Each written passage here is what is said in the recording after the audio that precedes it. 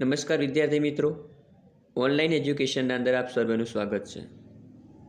વિદ્યાર્થી મિત્રો, આપણે ધોરણ 9 વિષય વિજ્ઞાનમાં પ્રકરણ નંબર 14 નૈસર્ગિક સ્ત્રોતો જેનો અભ્યાસ કરી રહ્યા હતા. વિદ્યાર્થી મિત્રો, આપણે આ ચેપ્ટરના અંદર આ જે નૈસર્ગિક સ્ત્રોતો જે છે એ પૃથ્વી ઉપર આવેલા છે ને જેના અંદર આપણે હવા, પાણી અને જમીન આ ત્રણ વિશે અભ્યાસ કરવાનો હતો ને જેમાંથી આપણે હવા વિશે માહિતી મેળવી રહ્યા હતા કે જેને આપણે સજીવનો શ્વાસ કે જીવનનો શ્વાસ કહી રહ્યા હતા. અને જેમાં આપણો જે અભ્યાસનો ટૉપિક જે છે એ છે વાયુનું પ્રદૂષણ, એર પોલ્યુશન, જેના વિશે આપણે આજે અભ્યાસ કરવાનો છે. તો સૌપ્રથમ તો જોવા જઈએ આપણે તો કે આપણે એવું સાંભળ્યું છે કે ખોરાક વગર આપણે થોડો સમય ટકી શકીએ છીએ, પરંતુ હવા વિના આપણે થોડી મિનિટ પણ ટકી શકતા નથી, એટલે સજીવનું જીવન શક્ય નથી. તો આ વાસ્તવિકતાના આધારે આપણે સમજી શકીએ છીએ કે આપણા જીવનના અંદર શુદ્ધ હવાનું શું મહત્ત્વ છે, શુદ્ધ હવા જે છે આપણા માટે કેટલી ઉપયોગી છે. કે તો વિદ્યાર્થી મિત્રો, આપણે જે વાયુનું પ્રદૂષણ જે છે, જે હવા જે છે એને કેવી રીતે પ્રદૂષિત થાય છે, અને પ્રદૂષિત થાય છે તો એના કારણે જે સજીવો છે, સજીવો પર શું અસર થાય છે, જેના વિશે આપણે અભ્યાસ કરવાનો છે. તેની શરૂઆત કરીએ આપણે કે આપણે સમાચારોમાં સાંભળીએ છીએ કે નાઇટ્રોજન અને સલ્ફરના ઓક્સાઇડનું સ્તર વધી રહ્યું છે. લોકો દુઃખ પણ વ્યક્ત કરે છે કે તેઓના બાળપણથી લઈને અત્યાર સુધીમાં હવાની ગુણવત્તામાં ઘટાડો થયો છે. હવાની ગુણવત્તામાં કેવી રીતે અસર પામે છે, એટલે કે ઘટે છે, અને આ ગુણવત્તામાં આવેલું પરિવર્તન આપણને અને અન્ય સજીવોને કેવી રીતે પ્રભાવિત કરે છે. તો કે તમે પણ સાંભળો છો, ઘરે ટીવી જોતા હશો અથવા ન્યૂઝપેપર વાંચતા હશો, તેના અંદર તમે સાંભળ્યું હશે કે દિવસે ને દિવસે હવાની ગુણવત્તામાં શું થાય છે, ઘટાડો થાય છે. કે હવાના પ્રદૂષણમાં શું થાય છે, વધારો થાય છે. કે બીજું છે કે તમે તમારા ઘરના અંદર જે વડીલ છે તમારા, એટલે કે દાદા દાદી જે છે, કે એમના પાસે પણ તમે સાંભળ્યું હશે કે એમનું જે બાળપણના અંદર જે હવાની ગુણવત્તા હતી એ અને હમણાંના જે વાતાવરણની જે ગુણવત્તા જે છે, હવાની જે ગુણવત્તા છે, બંનેના અંદર કેવો છે, ફેરફાર છે. એટલે કે તમારા દાદા દાદીના વખતની જે હવાનું જે ગુણવત્તા હતી તેના કરતાં હમણાંની જે હવાની ગુણવત્તા જે છે જેના અંદર ઘટાડો થયો છે. કે હવે આ ઘટાડો કેવી રીતે થયો છે, જેના વિશે આપણે જોવાનું છે, અને આ ઘટાડાથી સજીવો પર કેવી રીતે અસર થાય છે, જેના વિશે આપણે જોઈશું. તો હવે સૌપ્રથમ આપણે હવાના પ્રદૂષણ વિશે વાત કરીએ કે જેના અંદર આપણે હવાનું પ્રદૂષણ એટલે શું. તો કે હવાનું પ્રદૂષણ એટલે કે હવાના અંદર એવા પદાર્થો ઉમેરાવા કે જેનાથી હવાની ગુણવત્તામાં શું થાય, ઘટાડો થાય, જેને હવાનું શું કહેવામાં આવશે, પ્રદૂષણ કહેવામાં આવે છે. કે તો હવાના પ્રદૂષણની વ્યાખ્યા લખી તો આપણે શું લખી શકીએ, તો કે હવામાં અનિચ્છનીય પદાર્થો અથવા તો કે હાનિકારક પદાર્થોના ઉમેરાવાથી હવાની ગુણવત્તામાં થતા ઘટાડાને શું કહેવામાં આવશે, હવાનું પ્રદૂષણ કહે છે. કે હવે હવાનું પ્રદૂષણ થાય છે તો કે કેવી રીતે ફેલાય છે એ વિશે જોઈએ આપણે. તો કે અશ્મિ બળતણ જેવા કે કોલસો અને પેટ્રોલિયમ પદાર્થોમાં નાઇટ્રોજન અને સલ્ફર બહુ જ ઓછી માત્રામાં હોય છે. જ્યારે આ બળતણનું દહન થાય છે ત્યારે નાઇટ્રોજન અને સલ્ફર પણ તેઓની સાથે સળગે છે અને નાઇટ્રોજન અને સલ્ફરના વિવિધ ઓક્સાઇડ ઉત્પન્ન કરે છે. એટલે કે અશ્મિ બળતણ કે જેના અંદર આપણે કોલસો છે, પેટ્રોલિયમ જે છે કે જેનો સમાવેશ થાય છે, જેના કારણે હવાનું પ્રદૂષણ થાય છે. કે તો કે એ જે હવાનું પ્રદૂષણ થાય છે એના અંદર આપણે મુખ્યત્વે જોવા જઈએ તો કે અશ્મિ બળતણો, જેના અંદર વાહનો જેની સંખ્યા દિવસે ને દિવસે વધતી જાય છે, આપણે જોઈએ છીએ ગાડીઓ છે, સ્કૂટર છે કે બાઇક છે કે વગેરેના અંદર દિવસે ને દિવસે એમની સંખ્યામાં વધારો થતો જાય છે. અને જે છે વાહનો જે છે એ ખૂબ જ ઊંચી માત્રામાં પ્રદૂષકો જેવા કે carbon monoxide, carbon dioxide, nitrogen oxide વગેરે ઉત્પન્ન કરે છે. પેટ્રોલ અને ડીઝલ જેવા જે છે જેનાથી અપૂર્ણ દહન થાય તેમનું એ બળતણનું શું થશે, અપૂર્ણ દહન થવાથી કાર્બન મોનોક્સાઇડ જેવા ઝેરી વાયુ પણ ઉત્પન્ન થાય છે. ને વગેરેના કારણે આ બધા વાયુ ઉત્પન્ન થવાથી હવાનું પ્રદૂષણ થાય છે. બીજું છે આ તો આપણે વાહનો પૂરતી વાત કરી, પરંતુ એના સિવાય પણ બીજી ઘણી જગ્યાએ એનો અશ્મિ બળતણનો ઉપયોગ થાય છે. જેવી રીતે કે ઉદ્યોગોમાં પણ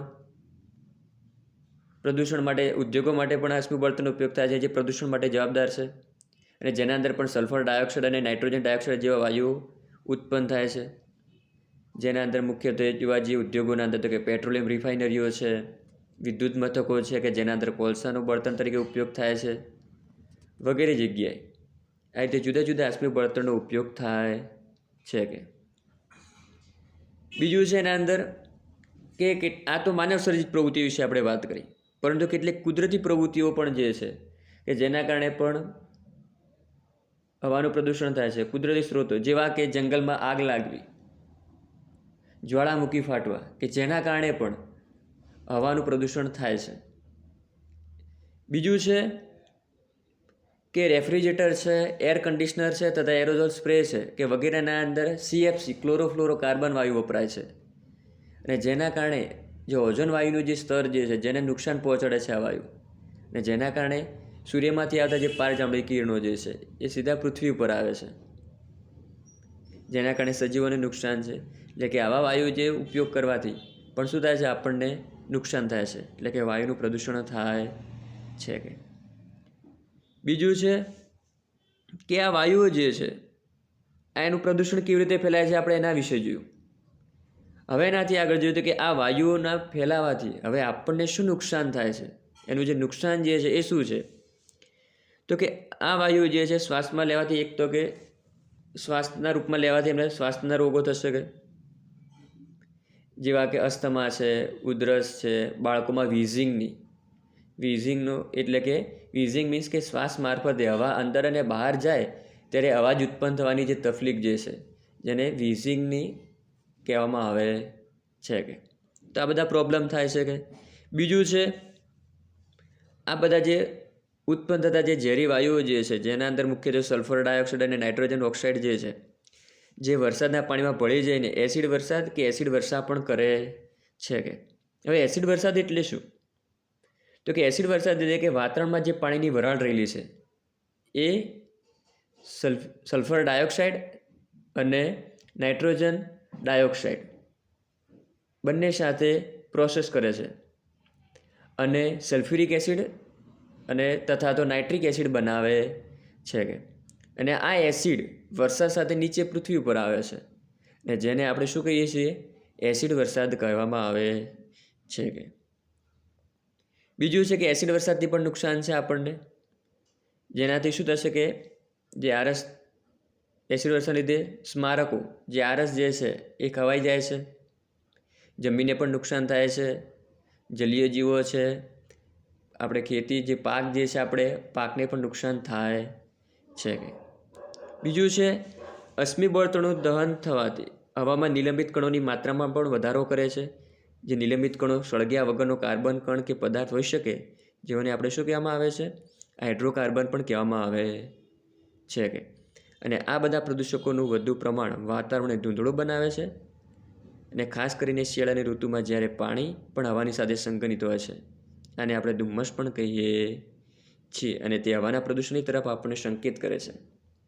એટલે કે જે અશ્મિ બળતણ જેના અંદર ડીઝલ અને પેટ્રોલનું જે બળતણ તરીકે ઉપયોગ કરે છે જે વાહનોમાં, એ પણ સૂક્ષ્મ કણો ઉત્પન્ન કરે છે આ વાતાવરણના અંદર, અને જે હવામાં લાંબા સમય સુધી રહે છે, જળવાયેલા રહે છે. કે બીજું છે કે રિફાઇનરીઓમાંથી, વિદ્યુત મથકોમાંથી, સ્ટીલ બનાવટના ઉદ્યોગોમાંથી વગેરેના અંદરથી પણ આ પ્રકારના જે કણો છે, નિલંબિત કણો જે છે એ વાતાવરણમાં ભળે છે. કે અને જેના કારણે એ વાતાવરણમાં ભળે છે, જે દૃશ્યતામાં ઘટાડો કરે છે. કે એટલે કે તમે જોઈ શકો છો આપણે એકદમ સ્પષ્ટ જોઈ શકતા નથી. કે તમે બજારમાં ગયા છો અને ત્યાં આગળ જો ટ્રાફિક વધુ હશે તો તમે જોઈ શકો છો ધુમાડો વધુ પ્રમાણમાં હશે ત્યાં આગળ વાહનોનો, અને જેના કારણે આપણે જે દૃશ્યતા જે છે આપણે સ્પષ્ટપણે સામેની વસ્તુ જોઈ શકતા પણ નથી. કે બીજું છે કે આ જે ધુમાડો જે છે એ ધુમાડો એ પાણી સાથે એટલે કે વાતાવરણમાં જે રહેલું પાણી જે છે હવા સાથે સંઘનિત થઈ જાય છે, અને જે ધુમ્મસ કહેવામાં આવે છે. કે અને જેના કારણે પણ તમે જુઓ છો કે આપણે સવારના તમે સ્પષ્ટપણે જોઈ શકતા નથી. કે અને એ પણ શું દર્શાવે છે, એક પ્રકારે તો કે એ પણ એક પ્રકારે આપણને હવાનું પ્રદૂષણ બતાવે છે. કે બીજું છે કે આ બધા જે હવાનું પ્રદૂષણ થવાથી આવી પ્રદૂષિત હવા જે છે એ શ્વાસમાં લેવાથી કેન્સર, ફેફસાના કેન્સર છે, હૃદય રોગ છે, એલર્જી છે, અસ્થમા છે વગેરે જેવા રોગો થવાની સંભાવના વધી જાય છે. કે અને જેના કારણે આપણને જ નુકસાન છે. તો વિદ્યાર્થી મિત્રો, આના દ્વારા આપણે સમજી શકીએ છીએ કે હવાના પ્રદૂષણથી આપણને કેટલું નુકસાન છે. તો વિદ્યાર્થી મિત્રો, જેમ બને એમ આપણે હવાનું પ્રદૂષણ ઓછું ફેલાય એવું કરવું જોઈએ. જેમ બને એમ વૃક્ષોનું વાવેતર વધુ કરવું જોઈએ, વૃક્ષો વધુ વાવવા જોઈએ કે જેથી એ પણ આપણને હવાના શુદ્ધિકરણના અંદર મદદરૂપ થશે. ઓકે વિદ્યાર્થી મિત્રો, જ્યાં જરૂર હોય ત્યાં જ આપણે વ્હીકલનો ઉપયોગ કરવો જોઈએ. વધારે પડતો વ્હીકલનો આપણે ઉપયોગ કરવો જોઈએ નહીં. તો વિદ્યાર્થી મિત્રો, આપણે આ જે અમુક વસ્તુ જે છે, અમુક બાબતો જે છે આપણે ધ્યાનમાં રાખવા જેવી છે કે જે આપણા માટે પણ ઉપયોગી છે. હવે એનાથી આગળ વધીએ આપણે તો આપણને એક પ્રવૃત્તિ આપી છે. પ્રવૃત્તિમાં આપણને કીધું છે લાઇકેન નામના સહજીવી વનસ્પતિનો સમૂહ જે છે. લાઇકેન એ શું છે? તો કે લાઇકેન એ ફૂગની જાતિઓ અને નીલહરિત લીલ વચ્ચે કાયમી સહોપકારી સંબંધોમાં જીવે છે. કે એટલે કે આ બંને સજીવો છે એ એકબીજા સાથે સહજીવન પરસ્પર આધાર રાખીને પરસ્પરતા રાખે છે. કેવી રીતે? તો કે નીલહરિત લીલ એ પ્રકાશ સંશ્લેષણની ક્રિયા કરીને પોતાનો ખોરાક બનાવે છે અને ફૂગને પૂરો પાડે છે એ ખોરાક. જ્યારે ફૂગ શું કરે છે? ફૂગના કવક તંતુથી રચાતી કવક જાળ જે છે એ નીલહરિત લીલને આધાર આપે છે અને જે ભેજ શોષણ કરે છે અને તેમજ તીવ્ર પ્રકાશ સામે રક્ષણ આપે છે લીલને. આમ બંને સજીવ પરસ્પર એકબીજા માટે લાભદાયી સંબંધ ધરાવે છે. કે અને આ રીતે બંને એકબીજા સાથે સહજીવન જીવે છે, જેને શું કહેવામાં આવે છે? લાઇકેન કહેવામાં આવે છે. કે તો હવે આ લાઇકેન જે છે એ હવામાં રહેલા સલ્ફર ડાયોક્સાઇડના સ્તર પ્રત્યે વધુ સંવેદનશીલ હોય છે. કે શું છે? વાતાવરણમાં રહેલો જે કાર્બન ડાયોક્સાઇડ છે, સલ્ફર ડાયોક્સાઇડ જે છે, જેના પ્રત્યે વધારે સંવેદનશીલ છે. કે જે આપણે આકૃતિમાં દર્શાવેલ છે, તેઓ મોટાભાગના વૃક્ષોની છાલ પર પાતળા લીલા અને સફેદ રંગના સ્તરના સ્વરૂપે જોવા મળે છે. કે આપણે વૃક્ષોની જે છાલ છે એના ઉપર જોવા મળશે, એ પણ કેવી? તો કે વૃક્ષોની છાલ પર પાતળા લીલા અને સફેદ રંગના સ્તરમાં જોવા મળે છે. હવે આપણી આજુબાજુમાં કોઈ વૃક્ષ હોય તો આપણે તેનું અવલોકન કરી શકીએ છીએ જો વૃક્ષ ઉપર આપણને જોવા મળે તો. હવે એના આધારે આપણે પ્રશ્નો પૂછ્યા છે કે વધારે જવરવાળા રોડની નજીકના વૃક્ષ પર આવેલી લાઇકેન અને રોડથી દૂર આવેલા વૃક્ષ પર આવેલી લાઇકેનની તુલના કરો. કે હવે તમારે અવલોકન કરવાનું કીધું છે તમને કે જે રોડની નજીક આવેલા જે વૃક્ષો જે છે એ રોડ નજીક આવેલા વૃક્ષો પરની લાઇકેન અને રોડથી દૂર આવેલા વૃક્ષ પરની જે લાઇકેન જે છે બંનેમાં શું ફેરફાર જોવા મળશે? તો આપણને ખબર છે કે લાઇકેન જે છે સલ્ફર ડાયોક્સાઇડના સ્તર પ્રત્યે સંવેદનશીલ છે. કે જ્યાં આગળ સલ્ફર ડાયોક્સાઇડનું પ્રમાણ વધુ હશે ત્યાં આગળ આપણને લાઇકેન ઓછી જોવા મળશે અથવા જોવા મળશે નહીં. પરંતુ જ્યાં આગળ સલ્ફર ડાયોક્સાઇડનું પ્રમાણ ઓછું હશે તો નહિવત જેવું હશે તો ત્યાં આગળ આપણને લાઇકેન જોવા મળે છે. કે એટલે કે તમે જોઈ શકો છો કે રોડ જે છે, જ્યાં અવર જવરવાળો વધારે વિસ્તાર જે છે એવા રોડની નજીકના અંદર જે વૃક્ષો જે છે ત્યાં આગળ લાઇકેન આપણને ઓછા પ્રમાણમાં જોવા મળે છે.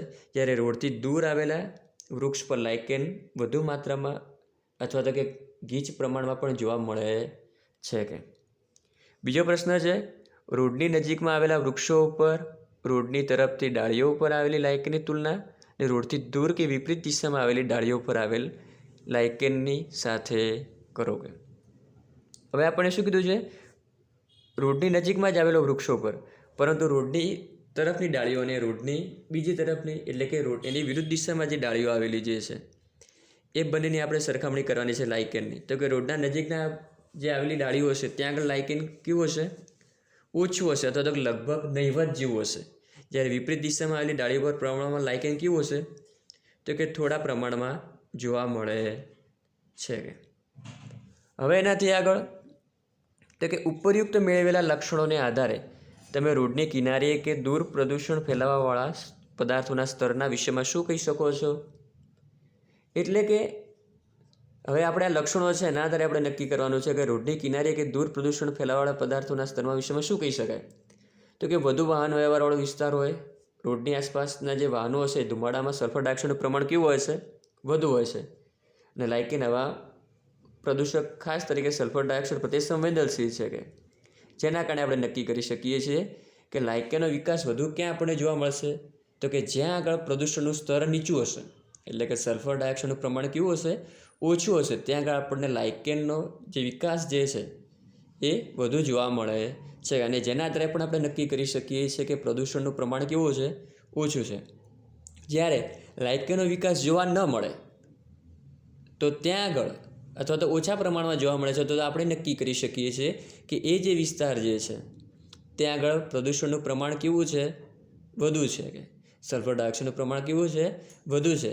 તેના લીધે આપણને ત્યાં આગળ લાઇકેનનો જે વિકાસ જે છે એ ઓછો જોવા મળે છે અથવા તો નહીવત છે. કે ઓકે વિદ્યાર્થી મિત્રો, તો અહીંયા આગળ આપણે જે આપણું પહેલું અજૈવિક ઘટક હતો જે નૈસર્ગિક સ્ત્રોત હતો હવા, કે જેના વિશે આપણે ત્યાં આગળ આપણી માહિતી પૂર્ણ થાય છે. તો વિદ્યાર્થી મિત્રો, આજનો અહીંયા આગળ આપણો ટૉપિક પૂર્ણ થાય છે. અને આના પરથી આપણે એટલું સમજી શકીએ છીએ કે આપણે હવાને પ્રદૂષિત થતી અટકાવવી જોઈએ.